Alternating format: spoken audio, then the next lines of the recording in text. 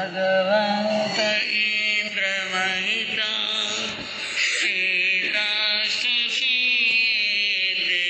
स्थिता आचार्या दिन शासनो नतिकरा पूज्या उपाध्यायतो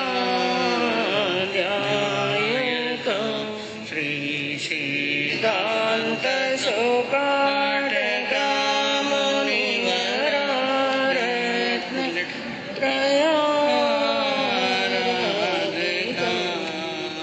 पंचैते परमेष्टिनं प्रतिदिनं कुर्वन्तु नो मङ्गलम्। मङ्गलं भगवान् वीरो मङ्गलं गौतम प्रभु मङ्गलं स्थूलिभद्राद्या जैन धर्मोऽस्तु मङ्गलम्। अज्ञानतिमिरान्धस्य ज्ञानाञ्जनशलाकया चक्षुरुन्मीलितं येन तस्मै श्रीगुरवे सत्त्वेषु मैत्रे गुणेषु प्रमोदं क्लिष्टेषु जीवेषु कृपा परत्वं माध्यस्थभावं विपरीतरेतौ सदा ममात्मा विदधातु देव सदा ममात्मा विदधातु देव। अहिंसा के अग्रदूत, त्रयकाल दृष्टा, भवी जीवों के तारनहार शासनेश प्रभु श्रमण भगवान महावीर स्वामी के चरणों में कोटि कोटि वंदन। दीन दुखियों के मसीहा, करुणा के सागर, परम पूज्य गुरुदेव श्रमण सूर्य मर्दर के श्री मिश्री मलजी महाराज साहब के चरणों में कोटि कोटि वंदन। पाठ पर विराजमान परम श्रद्धेया, परम विदुषी, मधुर व्याख्यानी, सरल मना पूज्य गुरुजी जी महाराज साहब के चरणों में कोटि कोटि वंदन। धर्म प्रेमी बंधुओं, शीलवती माताएं बहनों, आपके सामने प्रसंग चल रहा है सामायिक के ऊपर, जिसके अंदर कल आपने श्रवण किया कि सामायिक एक ऐसा व्रत है जो हमारी आत्मा का, जो धर्म का प्राण है, एक साधक के जीवन का बहुत जरूरी अंग है। बाकी जितने भी व्रत हैं, किसी के अंदर धर्म के एक अंग का पालन होता है, किसी में दान है, किसी में शील है, किसी में तप है और किसी में भाव है। लेकिन सामायिक ही एक ऐसी क्रिया है और एक ऐसा कार्य है जिसके अंदर साधक एक साथ में धर्म के 4 अंगों को जी लेता है। एक सामायिक के अंदर दान भी हो जाता है, और दान कौन सा? अभय दान, और वो भी कितने जीवों को? 6 काया के जीवों को, 3 लोक के जीवों को एक साधक अभय दान दे देता है तो दान भी हो जाता है, शील का पालन भी हो जाता है, और तपस्या भी हो जाती है, और भावना भी शुद्ध हो जाती है। तो ऐसा धर्म का अंग है। और आगे आपके सामने वर्णन चला था कि सामायिक की पार्टियों के अंदर सबसे महत्वपूर्ण और सामायिक लेने वाली पार्टी कौन सी? करेमी भंते। और करेमी भंते के अंदर आपको बताया गया 6 शब्द बड़े प्रमुख हैं, 6 शब्द बड़े मुख्य हैं, बड़े महत्वपूर्ण हैं। और सबसे पहला शब्द जिसके ऊपर कल वर्णन चला था, पचखामी। मैं पचखान करता हूँ, मैं प्रत्याख्यान करता हूँ। और किस चीज का पचखान करता हूँ? सावध्य योगों का, पाप जनित कार्यों का, जिन कार्यों से पाप का बंध होता हो, अशुभ कर्म का बंध होता हो, ऐसे सावध्य योगों का। और योग बताए गए 3, यानी मन से भी हिंसा का त्याग, वचन से भी हिंसा का त्याग, और काया से भी हिंसा का त्याग। तो सावध्य योगों का त्याग करता हूँ। और दूसरा शब्द इसके अंदर बताया, पज्वा स्वामी। पज्वा स्वामी, यह शब्द हमें क्या उपदेश देता है? पज्वा स्वामी का अर्थ होता है पर्युपासना करना। तो जो मैंने एक समय सीमा निर्धारित की है, जाव नियमम शब्द के अंदर साधक जब सामायिक लेने के लिए बैठता है तो उसके अंदर एक समय सीमा निर्धारित करता है। और वो समय सीमा कम से कम कितनी होती है? 48 मिनट की एक सामायिक लेगा, क्योंकि 48 मिनट से कम की सामायिक नहीं होती है। संवर हो सकता है, संवर कितने भी मिनट का हो सकता है, कितने भी समय का हो सकता है। सामायिक के समय जितना भी हो सकता है उससे ज्यादा भी हो सकता है। सामायिक यदि लेनी है तो उसके अंदर 48 मिनट जरूर। तो एक साधक एक समय सीमा निर्धारित करके 48 मिनट की समय सीमा के अंदर वो एक शब्द बोलता है, इन 48 मिनट के अंदर मैं केवल क्या करूंगा? पर्युपासना करूंगा। और पर्युपासना किसकी करूंगा? अरिहंत भगवान की, सिद्ध भगवान की, आचार्यों की, उपाध्यायों की, निर्ग्रंथ मुनियों की, अपने गुरुओं की और महान पुरुषों की। उनकी स्तुति करूंगा, जाप करूंगा, उनके नाम का स्मरण करूंगा, स्वाध्याय करूंगा, माला फेरूंगा। क्योंकि सामायिक के अंदर करने योग्य कार्य यही है। बाकी वहां पर प्रभु ने कोई भी आगार नहीं रखा कि 15 मिनट स्वाध्याय करो और 15 मिनट व्याख्यान सुन लो, 15 मिनट माला फेर लो और 15 मिनट बातें कर लो। आगार है क्या? और ज्यादातर सामायिक में क्या होता है? ऐसा थोड़ा जोर से बोल लीजिए। हाँ, और बातों की सामायिक बड़ी जल्दी आती है, बातों की सामायिक बड़ी जल्दी आती है। एक नहीं 2-2 सामायिक ले लो, अरे 5-5 सामायिक ले लो, पता ही नहीं चलता। एक मुहूर्त कब निकल गया, 48 मिनट कब निकल गए, 2 मुहूर्त कब निकल गए। और कई बार बहनों के 2 मुहूर्त लिए हुए हैं, 2 मुहूर्त की जगह और ज्यादा समय हो गया, 3 मुहूर्त का हो गया। बहनें क्या सोचती हैं? अच्छा हुआ मेरी 3 सामायिक आ गई। हाँ, बातों बातों में क्या आ गई? 3 सामायिक। लेकिन मैं आपसे पूछूं, उस सामायिक का कोई फल है क्या? क्योंकि प्रभु ने कोई आगार बातें करने का रखा ही नहीं।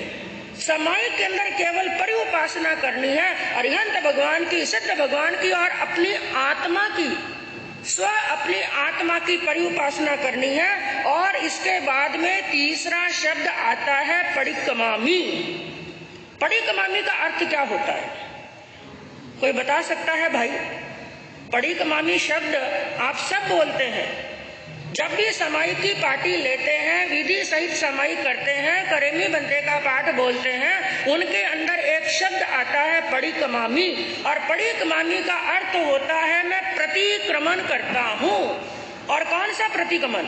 ये सुबह शाम प्रतिक्रमण करते हैं, वही प्रतिक्रमण केवल प्रतिक्रमण नहीं होता है। प्रतिक्रमण का अर्थ क्या होता है? मेरी आत्मा ने जो अतिक्रमण किया है, यानी मेरी आत्मा स्व से निकल करके पर के अंदर जहां जहां पर गमन किया है, जहां जहां पर मेरी आत्मा उलझी हुई है, जहां जहां पर मेरी चेतना उलझी हुई है, और हमारी आत्मा हमारी चेतना पर में उलझी हुई है, और कहां कहां पर उलझी हुई है। परसों वाला दृष्टांत याद है आपको? सेठ जी के सेठानियां कितनी?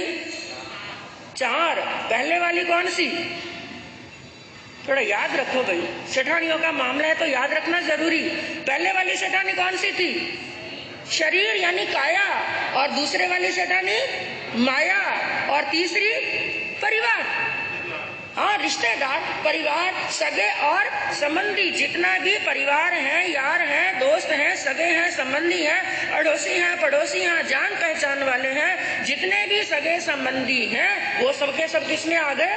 परिवार के अंदर आ गए, कुटुंब के अंदर आ गए। तो मनुष्य की चेतना कहाँ पर उलझी हुई है? या तो काया में उलझी हुई है, काया की चिंता रहती है, काया से बाहर निकले तो माया में उलझ गए, माया से बाहर निकले तो परिवार में उलझ गए। तो परिक्रमामी, मैं प्रतिक्रमण करता हूँ जहाँ जहाँ पर मेरी चेतना उलझी हुई है, घर के अंदर, परिवार के अंदर, दुकान के अंदर, धन के अंदर, संपत्ति के अंदर, सुख के अंदर, दुख के अंदर, राग और द्वेष के अंदर, मोह के अंदर, आसक्ति के अंदर, जहाँ जहाँ मेरी आत्मा उलझी हुई है। और एक शब्द के अंदर यदि हम कहें, मेरी आत्मा पर में उलझी हुई है।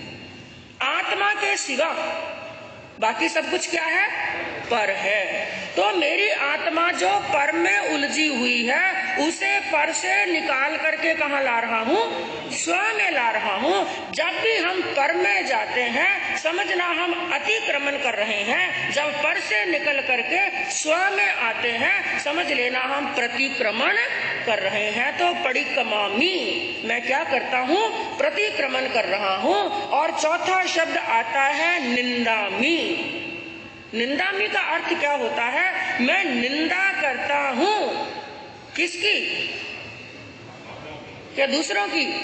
हाँ, और ज्यादा हम निंदा किसकी करते हैं?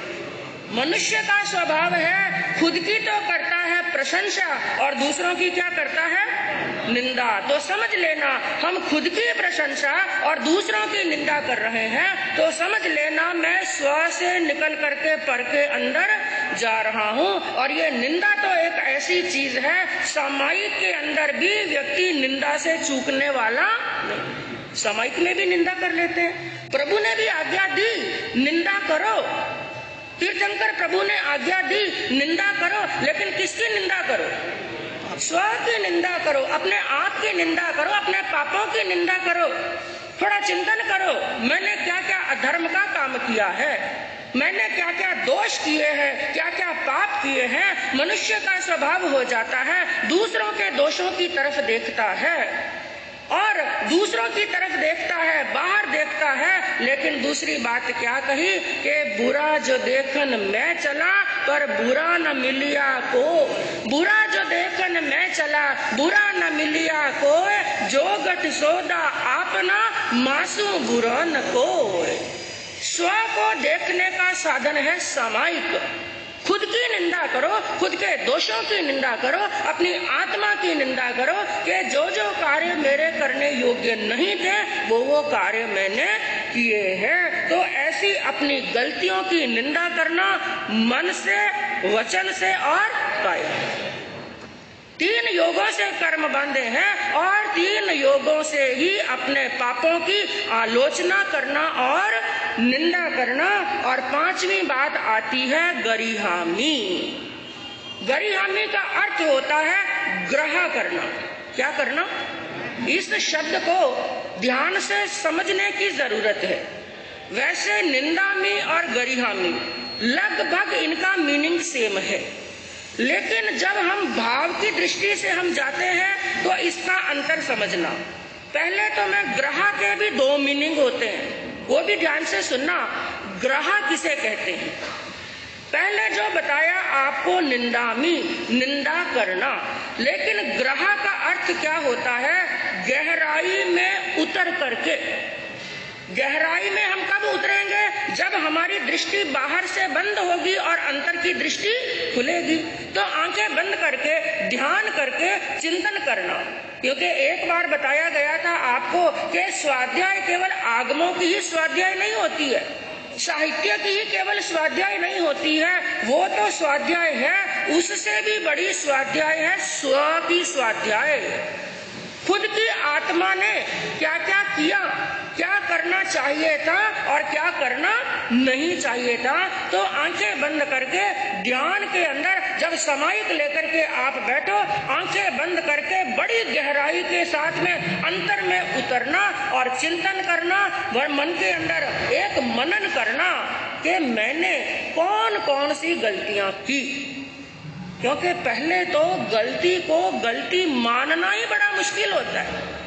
पाप से दूर कौन हो सकता है और पाप का त्याग कौन कर सकता है? जो पाप को पाप मानेगा। और मनुष्य का स्वभाव क्या है? वो पाप करके भी, गलती करके भी अपने आप को पापी कहलाना नहीं चाहता। गलती करने के बाद में भी मनुष्य क्या कहता है? मैंने कौन सा किसी का गला काट दिया, मैंने ऐसा कौन सा गलत काम कर दिया, मैंने कोई गलती नहीं की है। क्योंकि सबसे मुश्किल होता है अपनी गलती को देखना और गलती को स्वीकार करना।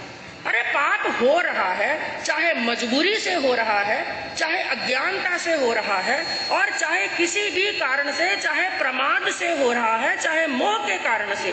पाप होने के कई कारण हो सकते हैं, लेकिन हम भूल पाप करके इतनी भूल नहीं करते हैं। क्योंकि कई व्यक्ति तो जानबूझ करके पाप करते हैं, कई मजबूरी से पाप करते हैं, कई अज्ञानता से पाप करते हैं। पाप हो सकता है, मनुष्य का स्वभाव है, पाप हो सकता है, गलती हो सकती है।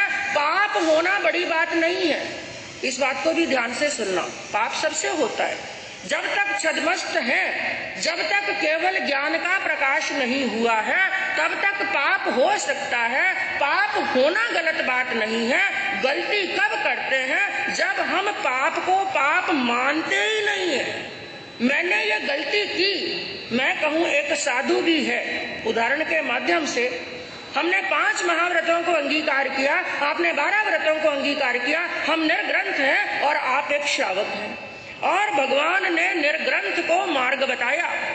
5 महाव्रतों का पालन करना, 5 समिति का पालन करना, 3 गुप्ती का पालन करना, 17 प्रकार के संयम का पालन करना, 9 प्रकार की नववाड़ ब्रह्मचर्य की नववाड़ का पालन करना, और 18,000 शिलांग धाराओं का पालन करना, और श्रावक के लिए बताया 12 व्रतों का पालन।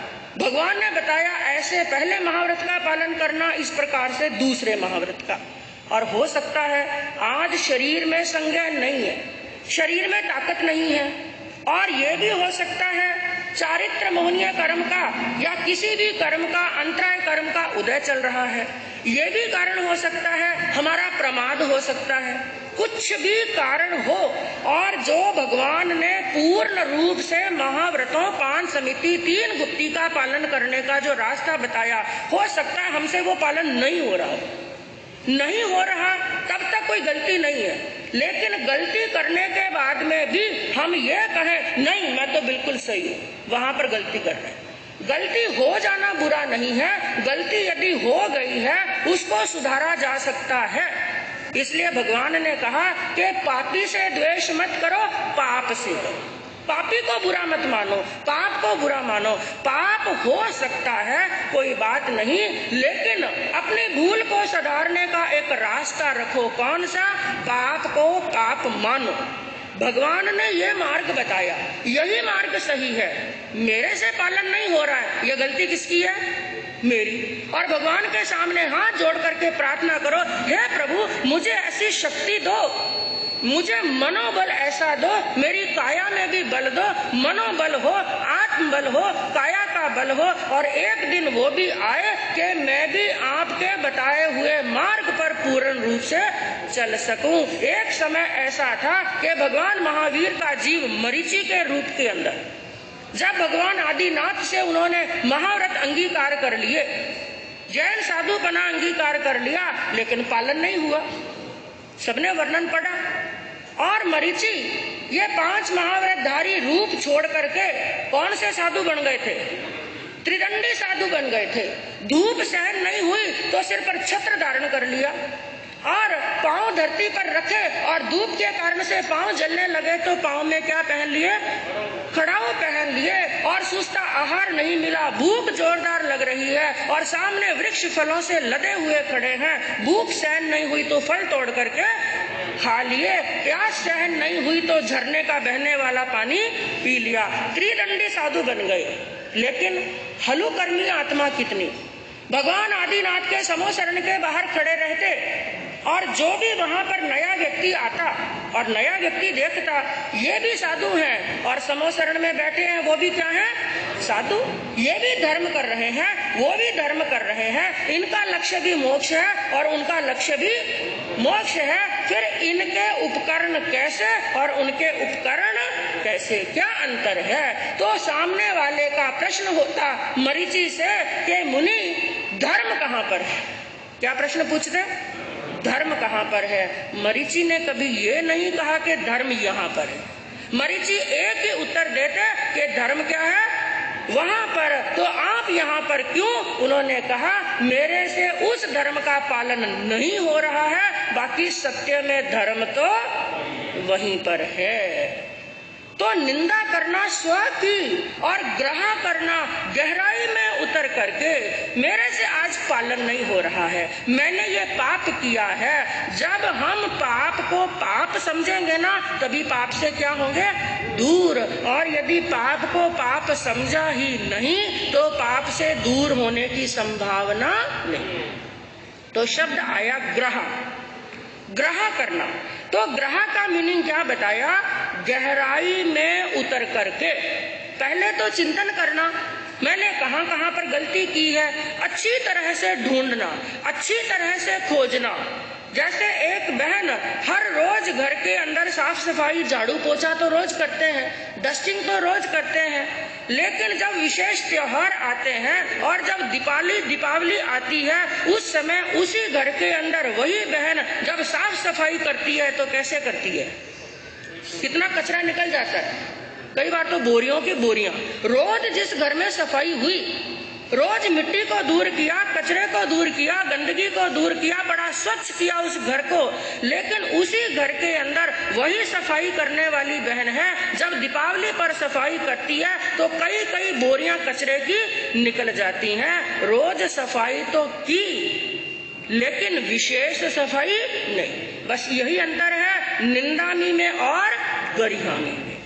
ग्रह करना, गहराई में उतर करके चिंतन करना, क्योंकि हम दूसरों से छिप सकते हैं।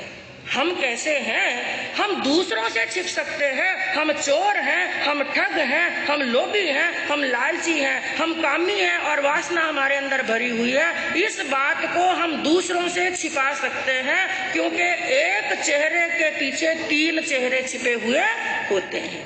हमारे अंदर भगवान भी है और हमारे अंदर शैतान भी है, हमारे अंदर ही राम भी है और हमारे अंदर भी रावण भी है। हम दुनिया से छिप सकते हैं, अपने आप से छिपने वाले नहीं। तो ग्रह करना, गहराई से उतरना, आंखें बंद करके ध्यान के अंदर, यही सबसे बड़ी स्वाध्याय है। मैंने कहां कहां पर पाप किया, तो पहले उसको जानना और फिर मानना, जानने के बाद में, मानने के बाद में उसको प्रायश्चित के अंदर पश्चाताप करते करते उनको साफ करने का प्रयास करना।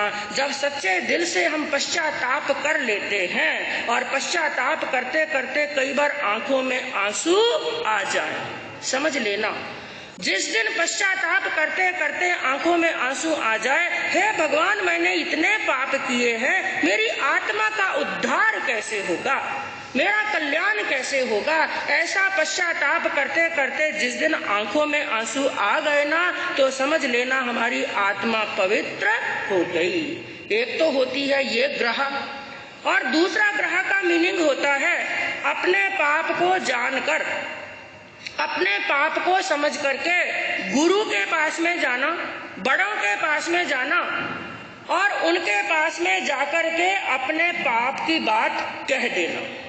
लेकिन ये भी, इसके अंदर भी एक विशेष बात बताई, जिसको आप कह रहे हैं, चाहे वो गुरु हैं, चाहे गुरु नहीं भी हैं, आपसे दीक्षा में बड़े हैं, चाहे गुरु भाई भी हैं, कोई भी हैं, उनके अंदर भी एक विशेष गुण होना चाहिए। कौन सा? आपके बात को पचा सके, मरते दम तक भी उनके मुख से होकर के वो बात बाहर ना निकले। और जो व्यक्ति ऐसी बात को ना पचा सके, उसके सामने मन की बात नहीं कहना। निंदा करना आसान हो सकता है, स्व की निंदा करना आसान हो सकता है, स्व के पास में ग्रह करना आसान हो सकता है, लेकिन स्व की निंदा दूसरों के सामने, यानी ग्रह का जो दूसरा भेद है, स्व की निंदा दूसरों के सामने करना क्या होता है? बड़ा मुश्किल। क्योंकि हमने जो पाप किए, पाप सबने किए, कोई नहीं कह सकता कि मैंने पाप नहीं किए। जब तक छद्मस्त है सबने क्या की है? गलतियां। इसलिए याद रखना, ये उंगली किसी की तरफ उठाना मत, ये बड़ी जल्दी उठती है, बड़ी जल्दी उठती है, लेकिन एक उंगली सामने की तरफ जाती है तो 3 उंगलियां किधर है? हाँ, 3 उंगलियां क्या संदेश कर रही है? अरे उसने तो एक गलती की है, थोड़ा खुद की तरफ देख, तूने कितनी गलतियां की हैं? 3 गलतियां की हैं, तो खुद की तरफ देखना। तो पहला शब्द है पच्चखामी, दूसरा शब्द है पजवा स्वामी, तीसरा शब्द है पड़ी कमामी, चौथा है निंदामी, 5वां है गरिहामी और छठा है अप्पानम बोसिरामी।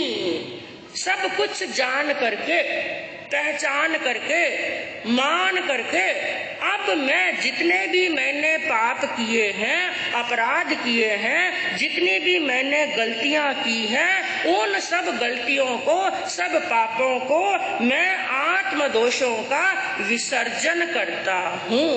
हे प्रभु, आपकी साक्षी से मैं सभी पापों से दूर होता हूँ, सभी पापों से रहित होता हूँ। क्योंकि बंधुओं, सामायिक कोई छोटी साधना नहीं है। आज इसको बड़ी छोटी साधना मान लिया गया है। हो गई सामायिक, हो गया अपना कल्याण। चाहे तो एक सामायिक से भी कल्याण कर सकते हैं, लेकिन कब? जब इन 6 शब्दों की गहराई के अंदर उतरेंगे। और एक साधक के लिए जरूरी है अपने पूरे दिन के 24 घंटे के अंदर, एक श्रावक के लिए जरूरी है, चाहे वो 12 व्रतों में से 11 व्रत अंगीकार नहीं किए, उसने एक व्रत भी अंगीकार कर लिया। कौन सा? सामायिक का।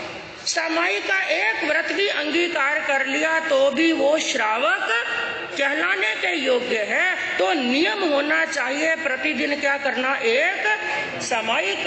लेकिन कैसी सामायिक? खाली बेगारी के समान। अब बाज ने पचखान दे दिए, 5 महीने के लिए पचखान दे दिए, इसलिए मुझे सामायिक करनी पड़ेगी। जहां पर ये शब्द आ जाता है ना, ये करना पड़ेगा, आपने कर भी लिया, समय को व्यर्थ भी कर दिया। याद रखना, यदि जहां पर शब्द आ गया मुझे करना पड़ेगा, अगर यह शब्द आ गया, 48 मिनट आपने लगाए भी, लेकिन सब गुड़ गोबर क्या हो गया? एक। बाजी ने कहा इसलिए नहीं करना, मुझे मेरे लिए करना है, स्व के लिए करना है। क्योंकि 24 घंटे में से 23 घंटे आपने 3 पत्नियों के लिए दिए। बार बार याद दिला रही हूँ, कितनी पत्नियों के लिए दिए? 23 घंटे कोई बात नहीं, 23 घंटे 3 पत्नियों के लिए दिए, लेकिन 1 घंटा कौन सी पत्नी के लिए देना? पहली वाली। कौन सी पत्नी?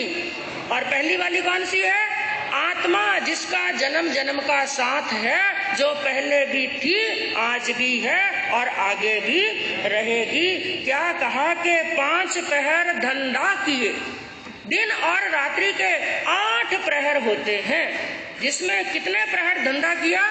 5 पहर। खाया, पिया, सोया, घूमा, कमाया, घर का काम किया, यहाँ गए और वहां गए, और बाकी 3 पहर क्या किया?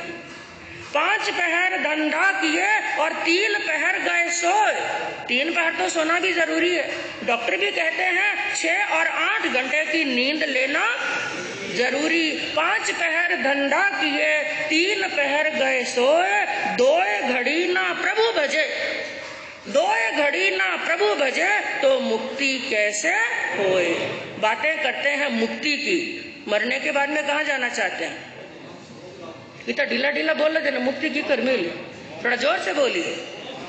मोक्ष में जाना, मोक्ष में चाहते हैं, बातें मोक्ष की करते हैं। और ये 3 पत्नियां छूटती, धंधा छूटता नहीं है और संसार छूटता नहीं है। लेकिन याद रखना, ये मोक्ष नानी का घर नहीं है, नानी का घर नहीं है, मोक्ष में चले जाएंगे। एक कवि ने बहुत अच्छी बात कही कि एक सुई 2 सिरे न कंता, एक सुई एक साथ में दो कपड़ों की सिलाई नहीं कर सकती है। एक सुई दो सिए न कंता, एक पंथी दो चले न पंथा।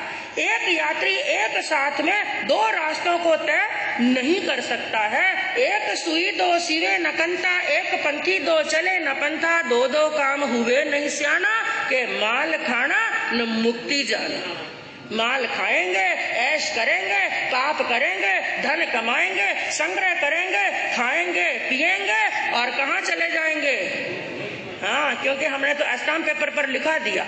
क्योंकि हम कौन हैं? जैन, भगवान महावीर के श्रावक हैं, भगवान महावीर के उपासक हैं। इसलिए हम तो निश्चित रूप में कहाँ जाएंगे? हाँ, लिखा पढ़ी हो गई हमारी।